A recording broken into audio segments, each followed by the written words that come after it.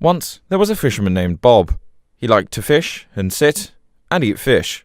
It was but a normal day. Bob had caught a fish. Suddenly, there was a cube from the sky.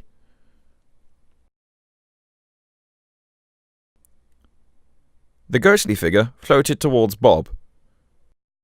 This ghostly being begins to explain this very complex backstory with some dark force taking over the world, and they have to be returned to Dodo, where they can then restore the world to its rightful state, and peace will be restored. Bob travelled far and wide, ran through all the elements, through fields and deserts and more fields because the props designer couldn't be asked to make any more plants. Anyway, they travelled all around the world from place to place, all over Arcadian, mainly because Bob didn't know where he was going, and because this ghost doesn't know where anything is, because they've been locked in a tomb for 3 centuries, so, you know. They fought many foes and battled on through.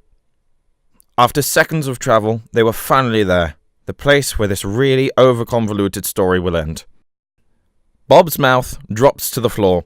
He has fought ninjas and a lazy animator, but a troll? It was out of the question.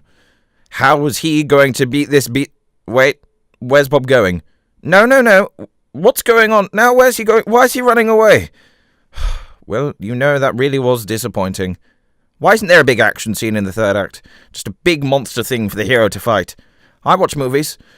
Why is this not the same formulaic story as all the rest of them? This is bullshit. I'm done. I'm so done. I done fluffed the last line. Just do quick, we still got time.